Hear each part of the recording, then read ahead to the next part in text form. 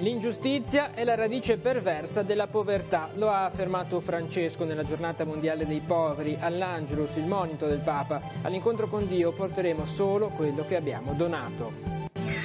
In diocesi le parrocchie hanno organizzato un momento di fraternità con i più bisognosi, un'occasione per stringere legami e relazioni e per conoscere le storie di chi vive in situazioni di difficoltà. Avviare una comunità di sostegno per 15 ragazzi di Rapallo in difficoltà con l'inserimento scolastico o lavorativo. Al progetto stanno lavorando Comune e Padri Somaschi. Per partire serve un locale. Il Tigullio dopo la crisi, segnali di ripartenza per imprese e per la natalità dall'analisi dei dati socio-economici realizzata dalla CGIL. Turismo, servizi e manufatturiero i comparti su cui puntare. Quinta vittoria consecutiva della Virtus Entella nel campionato di Lega Pro. Prima subisce il gol dell'Alessandria, poi ribalta la partita vincendo 3-1. Mercoledì al Comunale arriva l'Olbia. Buongiorno ai telespettatori del TG13. In occasione della seconda giornata mondiale dei poveri, il Papa ha presieduto la Santa Messa nella Basilica Vaticana, sottolineando come l'ingiustizia sia la radice di ogni povertà. All'Angelus, commentando il brano del Vangelo, ha evidenziato quanto i beni materiali, le ricchezze, la furbizia siano inutili nel giorno in cui andremo incontro al Signore. Al termine della preghiera mariana, il Santo Padre ha pranzato in aula Paolo VI con 1500 persone bisognose. Vediamo il servizio. Il grido dei poveri diventa ogni giorno più forte, ma ogni giorno meno ascoltato, sovrastato dal frastuono di pochi ricchi. Con queste parole Papa Francesco si è rivolto ai fedeli durante la messa celebrata nella giornata mondiale dei poveri. Il Papa ha ricordato che l'ingiustizia è la radice perversa della povertà e che dinanzi alla dignità umana calpestata il cristiano non può rimanere indifferente, ma deve lasciare i porti sicuri, gli ormeggi dell'autoreferenzialità per andare incontro a Dio, al prossimo, i veri tesori della vita. Il grido dei poveri è il grido strozzato di bambini che non possono venire alla luce, di piccoli che patiscono la fame, di ragazzi abituati al fragore delle bombe anziché agli allegri schiamazzi dei giochi. Il grido di anziani scartati e lasciati soli. È il grido di chi si trova ad affrontare le tempeste della vita senza una presenza amica. È il grido di chi deve fuggire, lasciando la casa e la terra senza la certezza di un approdo. È il grido di intere popolazioni, private pure delle ingenti risorse naturali di cui dispongono. All'Angelus Francesco ha ricordato che l'esistenza personale e dell'umanità ha un fine da raggiungere, l'incontro definitivo con Gesù. Per questo il Papa ha esortato a prestare attenzione a quanto abbiamo realizzato in questa vita, credendo alla sua parola. Con noi porteremo solo quello che abbiamo donato. Furbizia e denaro non serviranno quel giorno. Con noi soltanto porteremo quello che abbiamo donato, quello che abbiamo dato. In occasione della giornata mondiale dei poveri, dopo la messa e l'Angelus, il Papa ha pranzato con circa 1500 bisognosi in aula Paolo VI. Dio benedica ognuno di noi, benedica i nostri cuori, benedica le nostre intenzioni e ci aiuti ad andare avanti. Amen. E buon pranzo. In occasione della seconda giornata mondiale dei poveri, alcune iniziative semplici sono state organizzate anche nella nostra diocesi. Vediamo. Un piccolo segno in un mare di bisogno. I parrocchiani della zona pastorale di San Salvatore hanno desiderato un pranzo con chi ha meno in occasione della giornata mondiale dei poveri. Ne è nato un gesto semplice e familiare in collaborazione con il Comune e con l'Accademia della Ciappa e grazie all'opera di tanti volontari che si è svolto al villaggio del ragazzo. Il vento ha imposto di abbandonare l'idea iniziale di un pranzo in piazza. In questa occasione sono stati raccolti anche generi alimentari a lunga conservazione. Oramai da tanti anni c'è un banco alimentare che tutti i venerdì dalle 2:30 di pomeriggio in avanti distribuisce alle persone che ne fanno richiesta un sacchetto con dei viveri. Sono tra le 100 e le 120 famiglie, persone che chiedono un aiuto. Noi condividiamo molto volentieri con la parrocchia e anche con il sostegno del comune, vogliamo essere di gratificazione un attimino, se si può, se siamo capaci. Oggi più che mai cerchiamo di dare un raggio di sole anche noi a questa bellissima giornata che ringraziamo il Papa che l'ha indetta. A Santa Margherita un'iniziativa analoga è stata organizzata per il secondo anno dalle parrocchie cittadine nei locali di casa Monsignor Solimano. Questa idea è nata l'anno scorso per la prima giornata nel Povero alla quale ci ha invitato il Papa, ed è stata un'esperienza bella. L'anno scorso abbiamo pensato di ripeterla, anzi cercando di allargarla il più possibile anche ai volontari che fanno i diversi servizi nella città. Secondo me la cosa fondamentale è la relazione con le persone, cosa che si riesce a fare creando alcuni momenti particolari. Il pranzo è l'occasione migliore per stringere rapporti ed entrare in relazione. Vengo da Genova e sono contento di questa bella giornata. Durante la settimana faccio un lavoretto cercando di passare un pochettino le ore, cerco di darmi da fare. Non c'è lavoro, mi sono difficoltà, è un problema. E cosa devi fare? Troppo è la vita, a chi troppo, a chi niente. Ognuno deve conoscere che anche Gesù è nato nella povertà e il Re è nato nella povertà. E una risposta concreta ai bisogni di tante famiglie in difficoltà viene data quotidianamente dal Banco Alimentare della Liguria, che sostiene centinaia di associazioni che si occupano di persone in condizioni di necessità. Siamo stati al magazzino di Genova Bolzaneto, dove abbiamo ambientato e documentato una grande rete di solidarietà e volontariato. Questa settimana è molto importante perché è in corso la preparazione alla colletta alimentare nazionale di sabato 24 novembre. Immagini e interviste stasera nella trasmissione direttamente su Una rete per i più poveri. L'appuntamento alle 21:10 su Telepace 1 al canale 15. Gabriella Andraghetti, presidente del Banco Alimentare Ligure, ci guiderà in questo mondo forse poco conosciuto che da una parte è lotta allo spreco, dall'altra sostegno al prossimo. E restiamo in ambito sociale. Rapallo vuole dare una risposta ai tanti ragazzi in difficoltà con lo studio o nella ricerca di un lavoro. L'idea è di avviare una comunità di formazione insieme ai padri somaschi. Vediamo. Dare un sostegno ai ragazzi in difficoltà di Rapallo è l'obiettivo sul quale stanno lavorando in questo periodo Padri Somaschi e Comune. Ad oggi l'Istituto Emiliani ospita 15 giovani provenienti da Genova e dalla Toscana. Ospitati nella struttura seguono un progetto di inserimento scolastico e per alcuni di età superiore ai 18 anni di avviamento al lavoro, ad esempio nei campi dell'agricoltura e del turismo.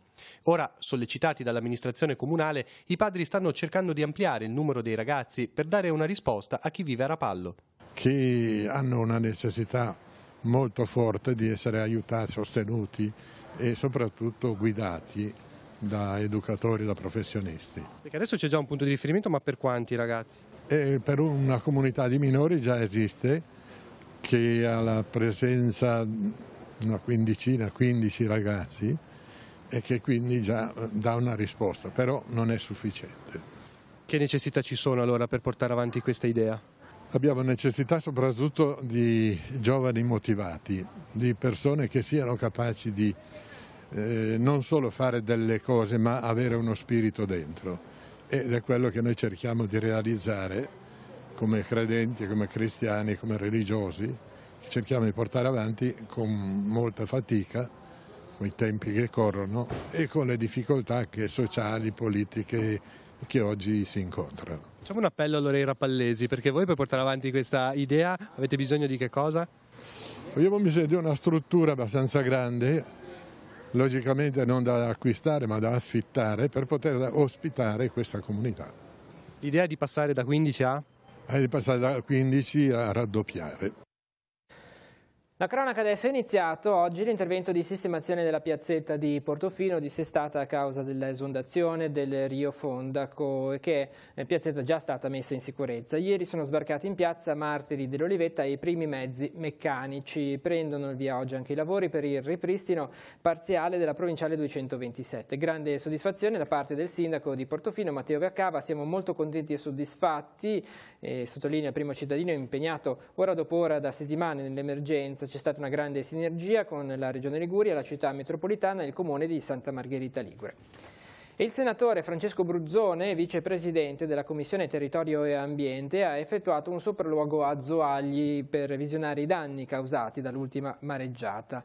Per il sindaco Franco Rocca si è trattato di un forte impegno da parte del governo per lo stanziamento di contributi economici per risistemare la zona a mare della città.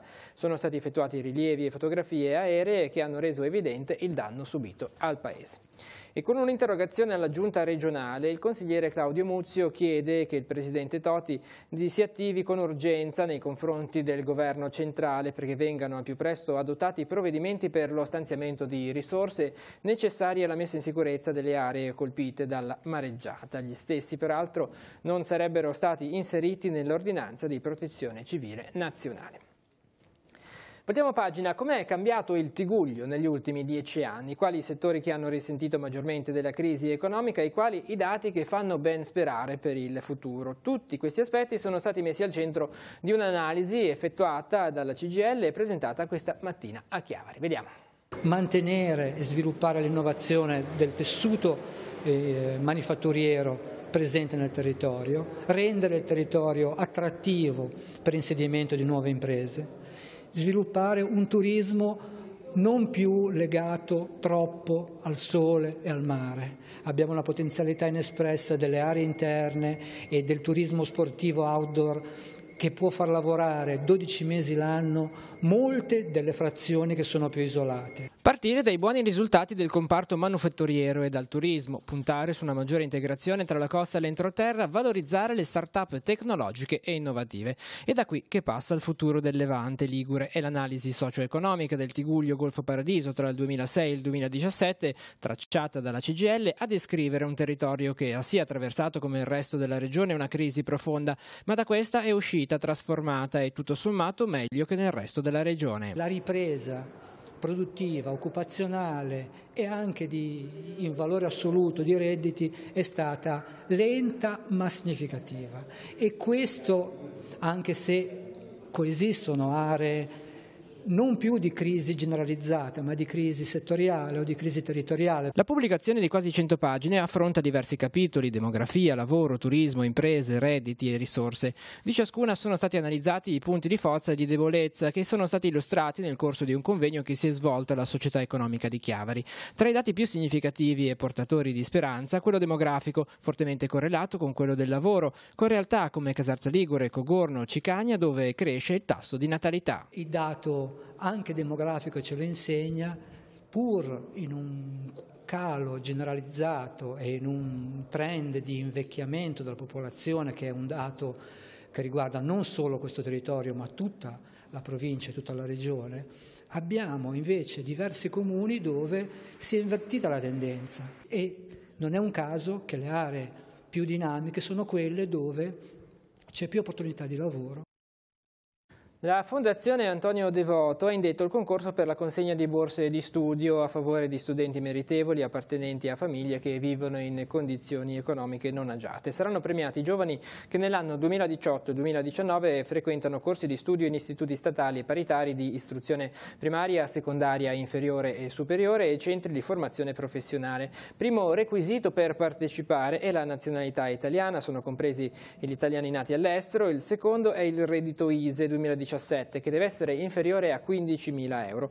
La domanda deve essere inoltrata entro il 15 dicembre. Per tutte le informazioni e per avere il modulo ci si può recare alla Fondazione Devoto in corso Genova a Chiavari oppure scrivere alla mail fondazionedevoto@libero.it.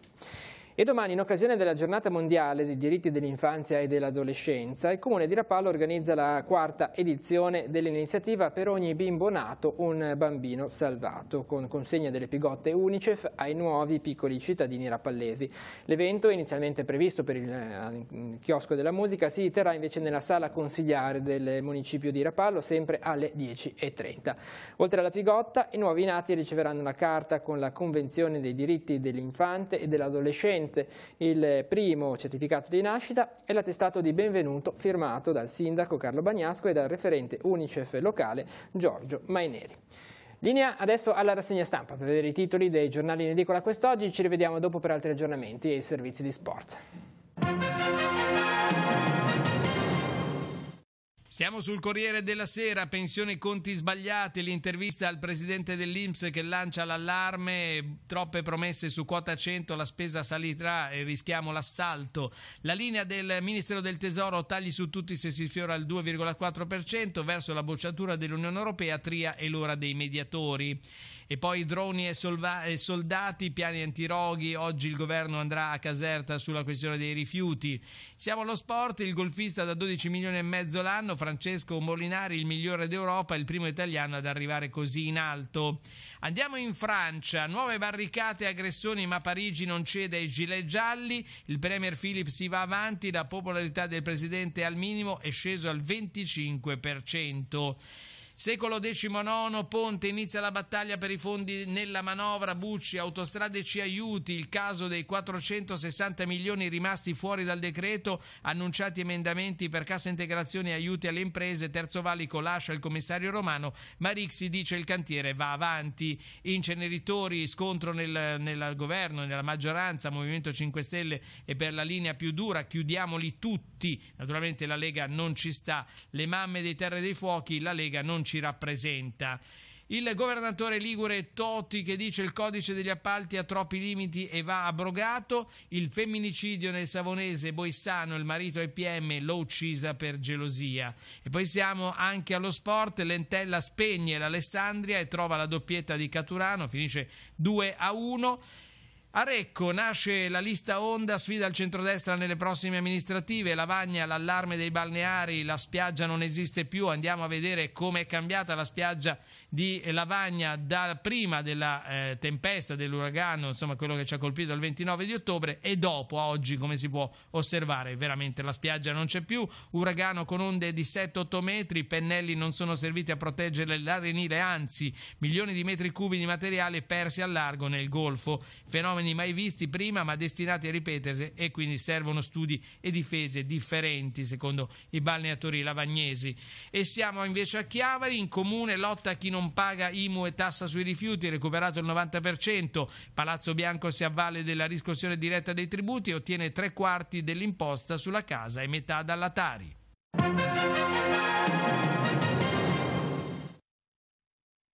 Andiamo in redazione per vedere se ci sono aggiornamenti con Maurizio Garrefa.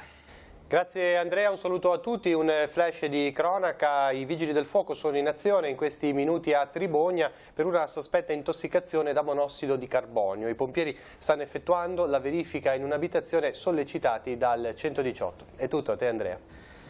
Apriamo adesso la pagina dello sport, iniziamo dal calcio, la Lega Pro, quinta vittoria consecutiva per la Virtus Entella che ieri al Comunale di Chiavari prima è andata sotto di una rete, poi ha battuto 3-1 gli avversari dell'Alessandria. Prosegue il momento positivo per gli uomini di mister Boscaglia che mercoledì alle 14:30 nel recupero di campionato scenderanno in campo ospitando l'Olbia. Vediamo il servizio di Nicola Pagliettini. Vince ancora l'Entella di mister Boscaglia e trova la quinta vittoria consecutiva in altrettante sfide di campionato. Al Comunale arrivava l'Alessandria, squadra ambiziosa, ed è stata una bellissima partita che nel primo tempo i ragazzi biancocelesti hanno approcciato con un po' di timore, soprattutto imprecisi nell'ultimo passaggio. Allora l'Alessandria è andata in vantaggio al 35esimo nel primo tempo con un gol sugli sviluppi di un calcio d'angolo, ma come spesso accaduto in questo inizio di campionato è stata veemente la reazione dell'Entella, soprattutto dopo l'intervallo. Prima il gol del pareggio pareggio con il capitano Luca Nizzetto, e poi la prima doppietta in maglia biancoceleste di Salvatore Sassaka Turano. Entella che rimane imbattuta, 5 su 5, mercoledì nuovo in campo, quel comunale alle 14:30 arriverà l'Olbia. Entella batte Alessandria 3-1. Cambiata la partita perché siamo stati più pazienti ma anche più aggressivi, abbiamo lavorato molto tra le linee e abbiamo fatto quello che dovevamo fare con grande determinazione, e dopo l'1 pari la squadra ha avuto ancora di più un'impennata.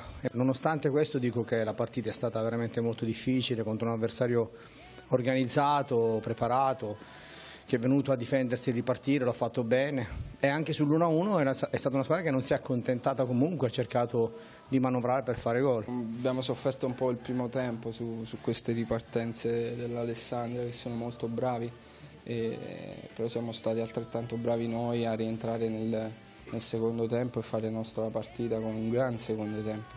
Come la valuti questa Entella? Che tipo di campionato dobbiamo aspettarci? Questo è un grande gruppo, un gruppo che sta dimostrando attaccamento alla maglia, attaccamento proprio ai compagni, perché si è visto anche nei momenti di difficoltà come reagisce la squadra, quindi secondo me siamo sulla buona strada e dobbiamo continuare così.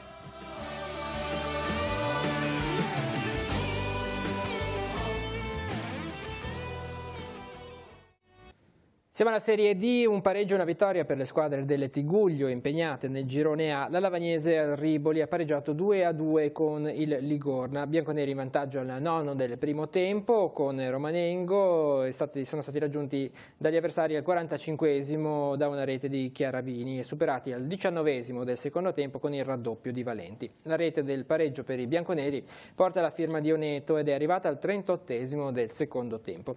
Vittoria esterna invece per il Sestri Levante, che ha battuto 2-1 il Milano City. Le reti tutte nel secondo tempo. Al terzo Croci porta in vantaggio i corsari, al 16esimo De Bode sigla il momentaneo pareggio, al 28esimo arriva il definitivo 2-1 segnato da Pondaco.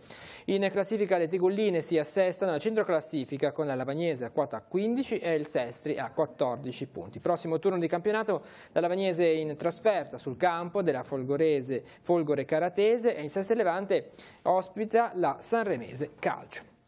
E 3 punti per mantenere il contatto con la vetta. La Prorecco, stiamo parlando di pallanuoto, espugna la Bianchi di Trieste per 2-15. Un ottimo test in vista della sfida di Champions in programma mercoledì. A Sori alle 19 arrivano i campioni d'Ungheria del Ferencváros per la 1 femminile, invece il Rapallo ha vinto 9-8 contro il Verona. E con lo sport si conclude questa edizione del TG13, l'informazione torna questa sera alle 19:15 con la prima edizione di Tiguglio Oggi. Tutte le notizie le trovate sul nostro sito teleradiopace.com. Grazie per essere stati con noi e buon proseguimento di giornata.